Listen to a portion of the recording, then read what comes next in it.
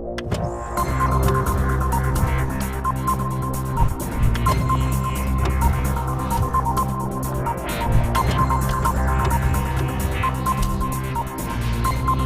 friends and students, welcome back to my YouTube channel Rajvind English. I am Rajvind Nirala again in front of you to give you grammar lesson.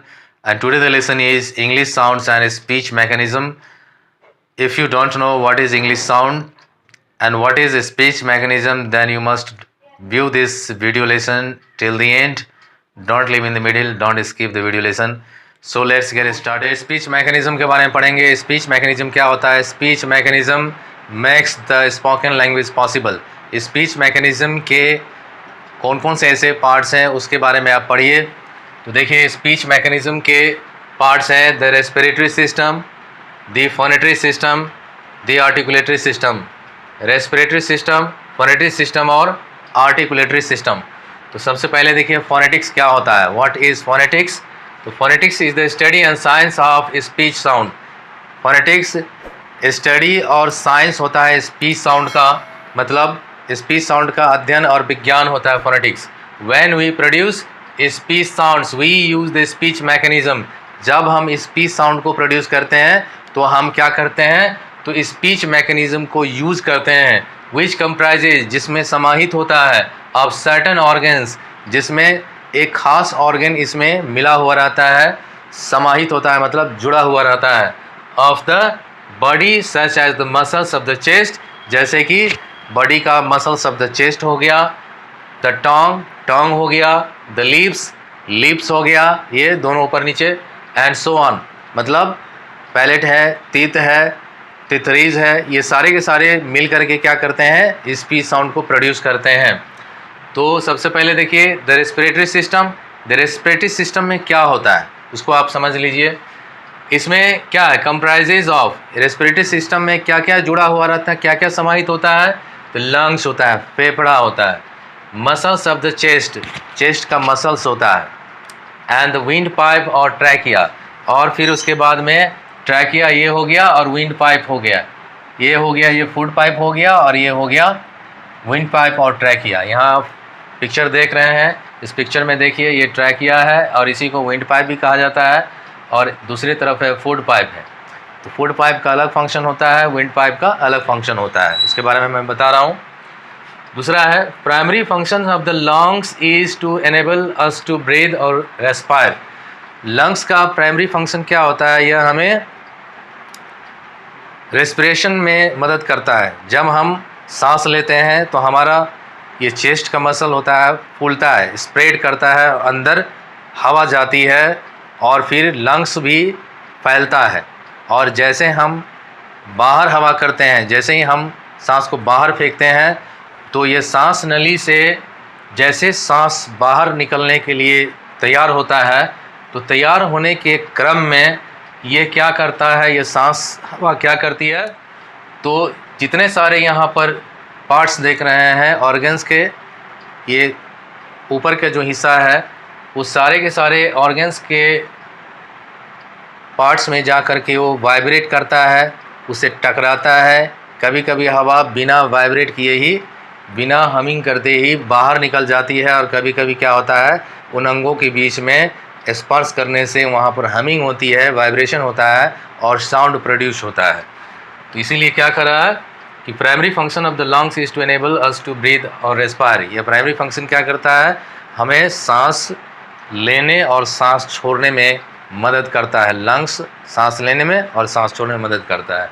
फिर उसके बाद देखिए the respiratory system provides the air stream which is the basis for the production of speech sounds.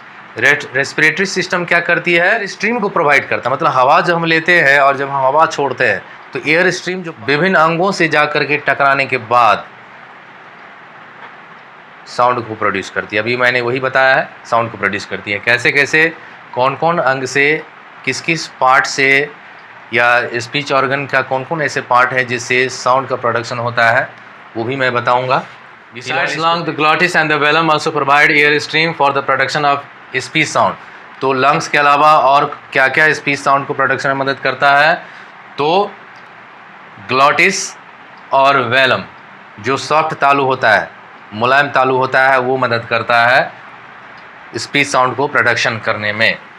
फिर air stream mechanism which is used for speech production is known as pulmonic egressive air stream mechanism. Air stream mechanism में जो speech sound को production में जिस air stream का use होता है उसको pulmonic egressive air stream mechanism कहा जाता है।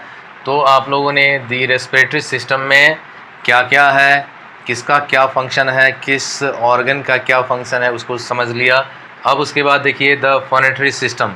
अब फोनेटरी सिस्टम में क्या है? The phonatory system is comprised of the लैरिंग्स in the throat. Phonetic system में क्या होता है? लैरिंग्स होता है। ये लैरिंग्स है। ये लैरिंग्स जो होता है ये पुरुष में अधिक देखने को मिलती है, महिलाओं में नहीं के बराबर होता है।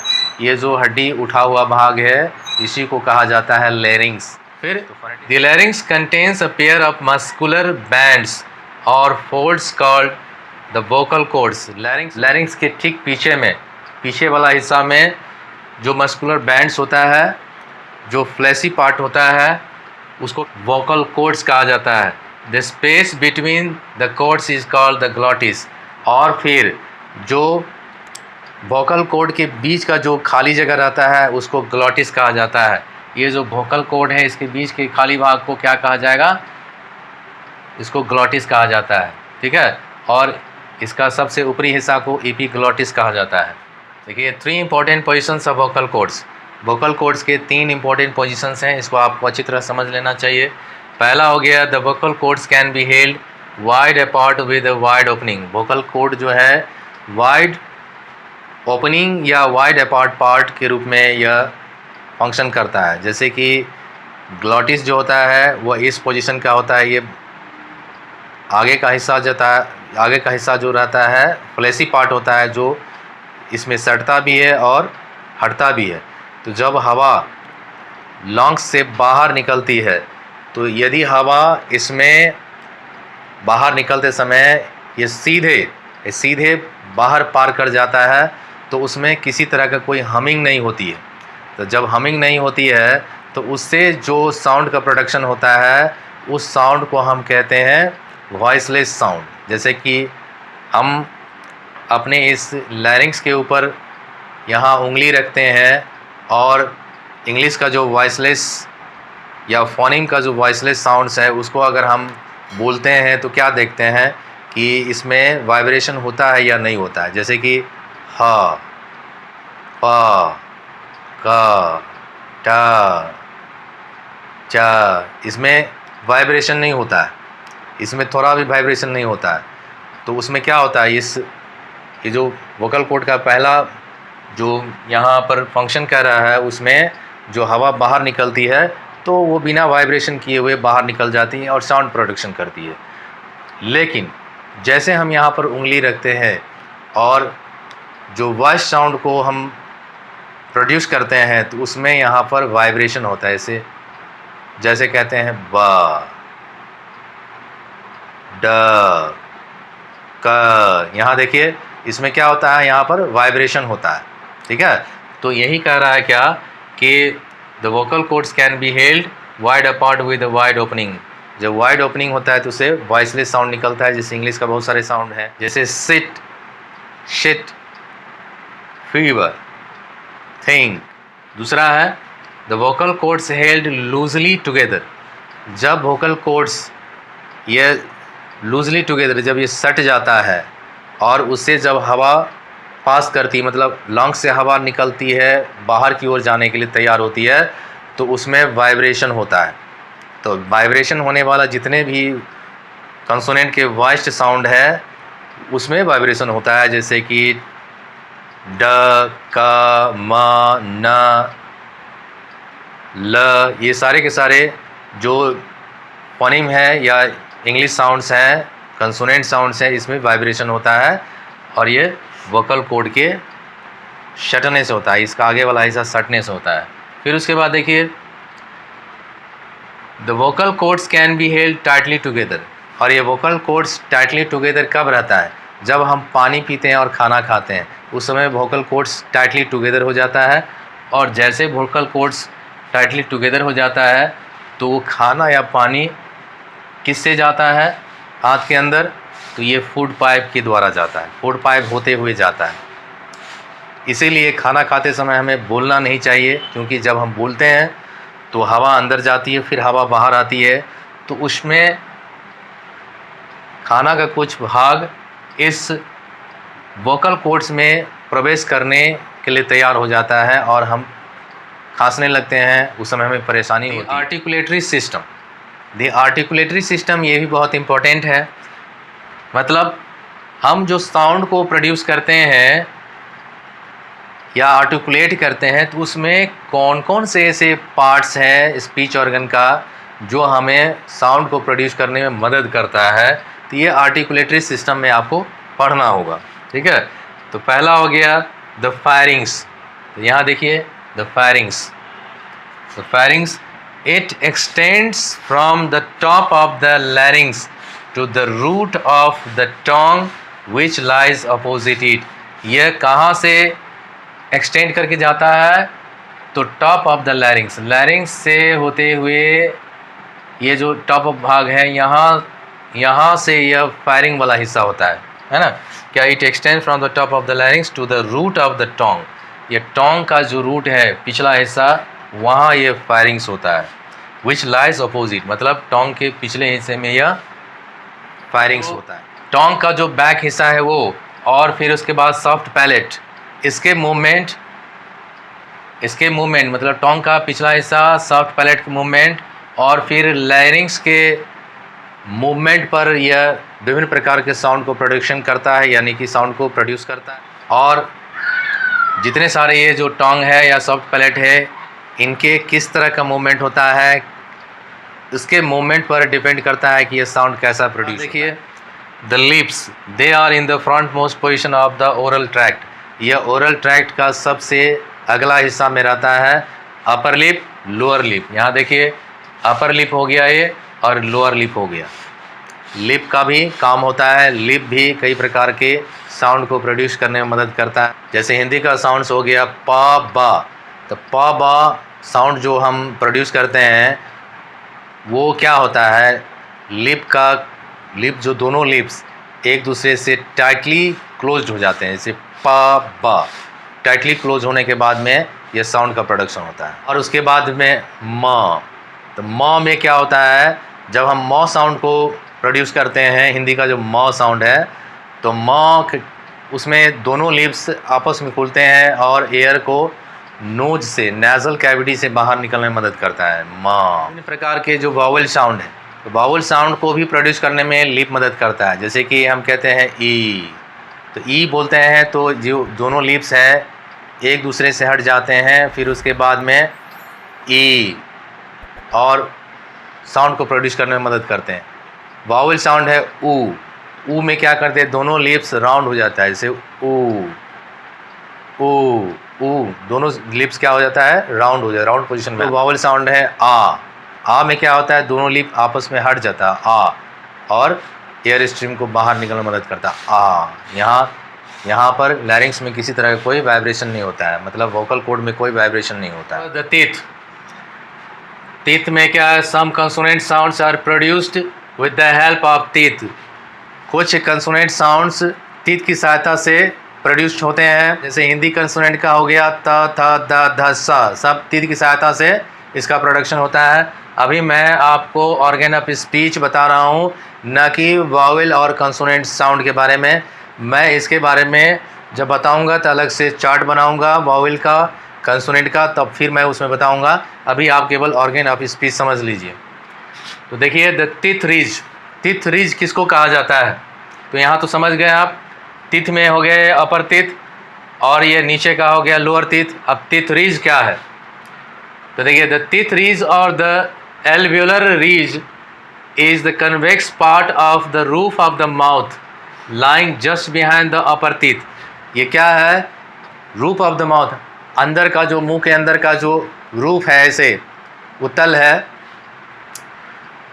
उसका सबसे आगे वाला हिस्सा जो होता है वो टीथ रीज होता है। जैसे यहाँ देखिए टीथ के जस्ट पीछे हम अगर अपने ये जो टिप ऑफ द टोंग है, इससे अगर ऊपर छुएंगे, मतलब टीथ के जस्ट बाद, मतलब ठीक उसके बाद वाला जो हिस्सा उसको अगर हम टच करेंगे तो जो हिस्सा टच होगा वही टीथ रीज होता है। हिंदी का जो कॉन्सोनेंट साउंड है स, ये प्रोड्यूस करता है, जैसे स बोलते हैं स, तो यह स साउंड प्रोडक्शन होता है किससे, तो टीथ रीज से होता है। हार्ड पैलेट, हार्ड पैलेट क्या है?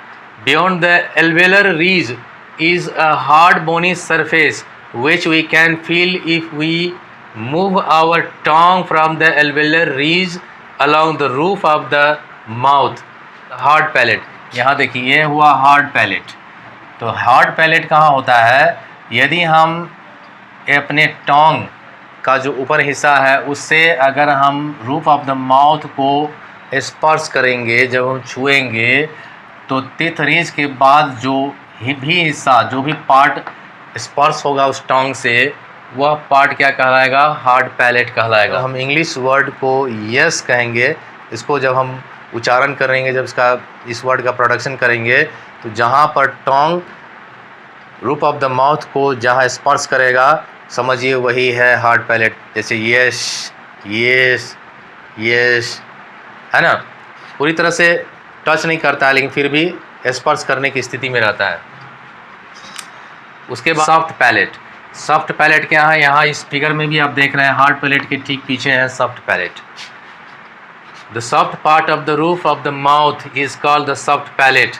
मतलब रूफ ऑफ द माउथ जो है, जो सॉफ्ट पार्ट है, हार्ड पैलेट के पीछे जो सॉफ्ट भाग है, मुलायम भाग है, उस भाग को क्या कहा जाता है? सॉफ्ट पैलेट कहा जाता है। और द वेलम, इसको वेलम भी कहा जाता है। A number of sounds are produced at the soft palate, और इस सॉफ्ट पैलेट की सहायता से बहुत सारे साउंड को प्रोड्यूस किया जा सकता है। जैसे हिंदी साउंड्स क म ख घ, जैसे क म ख घ, ये ऐसे साउंड्स हैं जो सॉफ्ट पैलेट की सहायता से प्रोड्यूस होते हैं। और भी बहुत सारे साउंड्स हैं। The uvula, at the end of the soft palate a small pendant like fleshy tongue is called the यूवला।